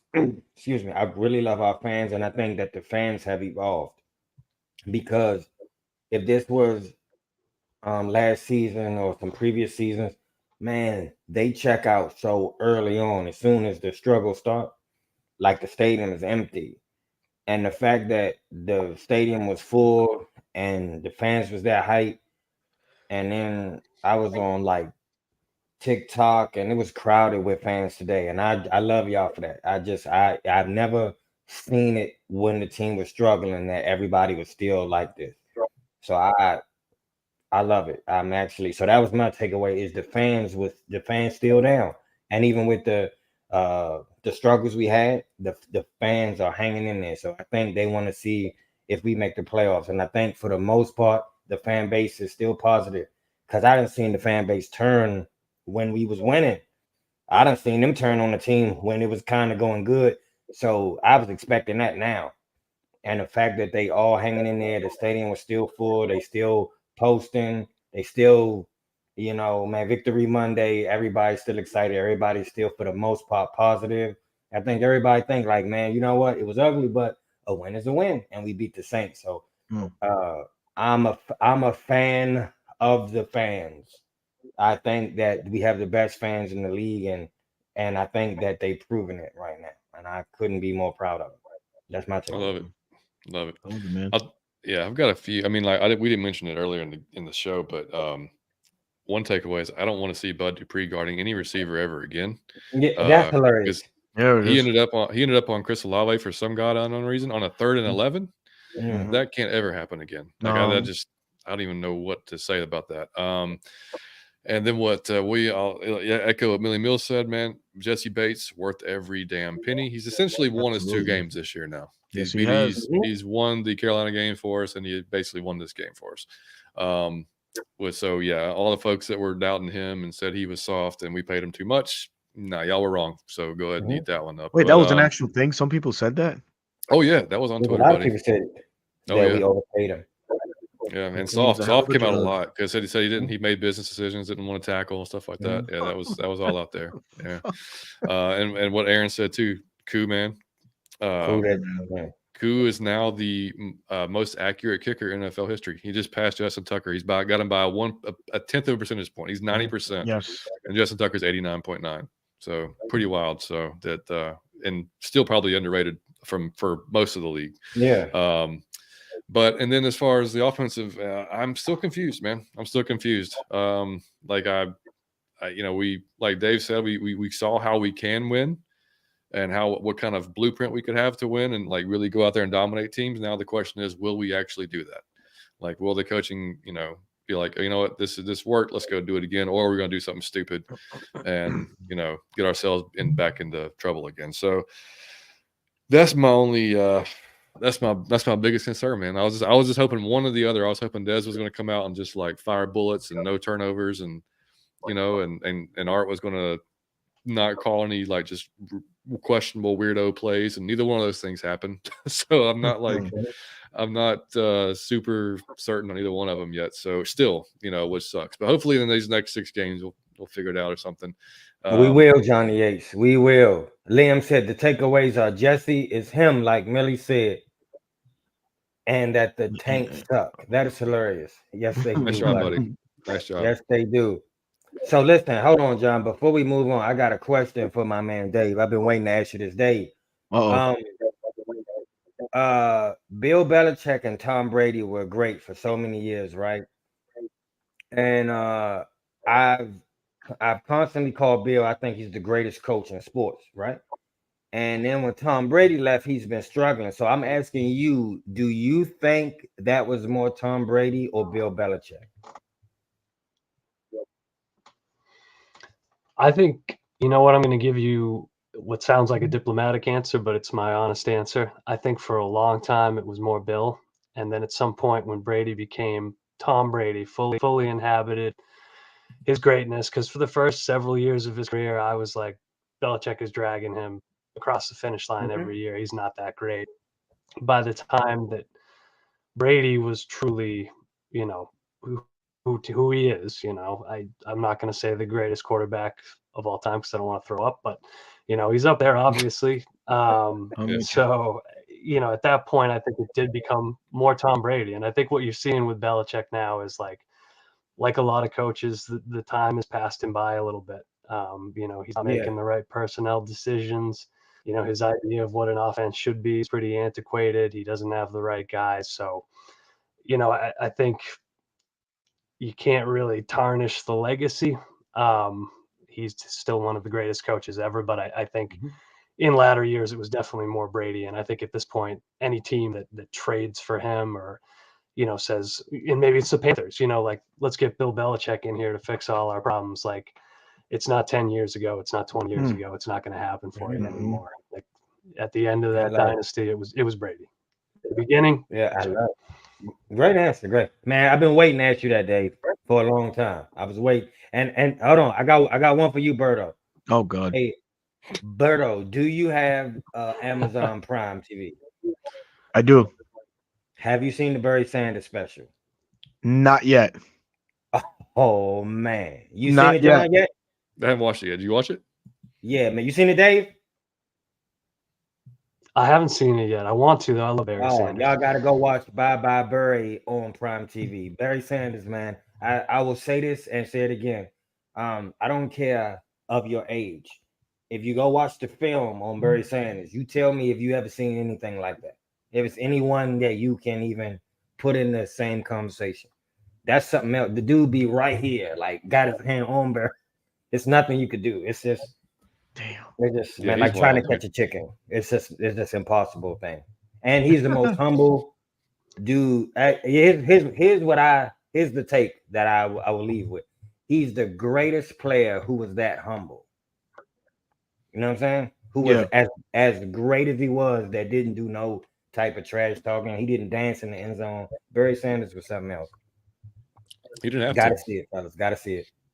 Yeah, he didn't have to do any of that trash talking. He would just make you look stupid on the field. Yeah. Yeah. Well, I mean, we'll see how we got the Jets next, and I guess Tim Boyle will be starting for them on Sunday. So no Zach Wilson, and we'll talk about it. That's right. You're going. That's right. I'm going there. Oh yeah. Oh man, you going, Berto? Oh yeah. Oh bro. We're gonna win this. Bro, I'll tell you a quick story. Every time I've been to that stadium, MetLife Stadium, I've almost been this far from getting kicked out. You know how many times I've argued with the folks that work there? And the thing is, I have footage on all my arguments with all these people. Like, just be like, oh, what is your social media so I can send it to you? Because you look stupid right now. Like, seriously, man. But yeah, I will be in attendance. Agreed, Floyd. Agree with you, everybody. That's awesome, man. Yeah, we'll talk about the Jets on the preview show on Thursday. But yeah, I mean, good defense, obviously, but there'd be no excuses to lose to this team, man. They're not the offense is trash, and I mean, we can't lose to this team, and especially like I said with the Saints playing Detroit, which hopefully Detroit takes care of business. The Bucs just lost to Indianapolis. So, I mean, we could put ourselves in a nice little spot here if we can win this game and the Lions take care of the Saints. So, Dave, what you got coming up, man? Anything special with the Falcoholic, or just same old, same old? Mostly the same old. We got the season grind, so we have our weekly features, but I am working on my Jets preview for the week, and it made me a little sad. I'm not going to lie to you. Like, and that's saying something as a Falcons fan this year, but previewing that offense and trying to write about like what they had envisioned versus what they're getting right now. Like I do feel for them. I hope their asses, but look for that, I think, on Wednesday morning. And I know Alan Sturck's got some good stuff coming up from his film review for the week and looking at how the running game's getting going again. So keep an eye out for that as well. Love it. Well, Dave, man, we always appreciate you coming on the show, man, especially after a Saints win is great. Yeah, for sure. So let's do it again at the end of the season, please. Absolutely. Definitely. Like maybe like before the playoff game or after we win a playoff game or something like that. There you go, Johnny Yates. Speaking it into existence. I love it when you do that, buddy. Absolutely. Also, for me, man, good to meet you, Dave. Also, man, I've been an admirer of your work for a long, long time now. As we spoke before we went on air, man. It's it goes way back, but thank you. I really appreciate sharing the platform with you, man. Oh, it's been great. I love the show. I love you guys, and it was great to meet you, Berto, and hope we can do it again soon after a Saints win, after a win, after a Super Bowl win, Mike. There you go, Dave. Please. Talk it, Dave. Talk it, Dave. I'm whenever okay that you. Hey, dude, you want up me, and I'm totally fine with it. Like that's I'll totally go with that one. Those were good. Berto, man, tell everybody where they can find you, man, and we will get out of here. Yes. It's your boy Berto, your host of the 95 North Falcons Talk Show. You can find me on YouTube under that platform there. You can also find me on Bleacher Report every Sunday and Monday. I got to see what December has in store for me, what assignments I draw, but that's another place I push some Falcons content out. You can also find me on Twitter under RI Falcons.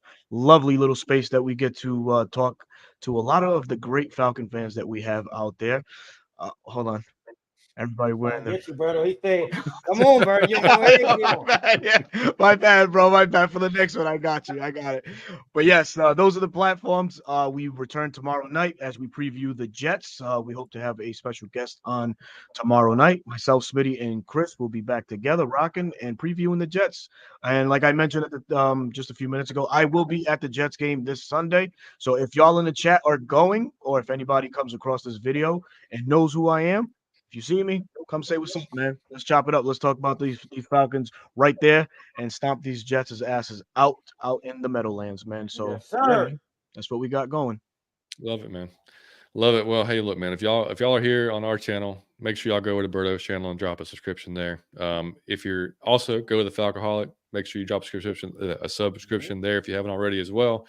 As Dave said, man, Alan Stark, Kevin Knight, they do some great work there, as everybody at the Falcoholic does. Adnan, all those guys, man, I can't name them all, but they do a fantastic job over there. So, and if you're on Berto's channel, hey, come over to our channel, drop a sub here, man. We'd love to have you over here as well, because we're gonna keep doing this collab every other week, for as long as we can. So keep it going, because we have a good time together and folks seem to enjoy it. So we're gonna keep on doing it.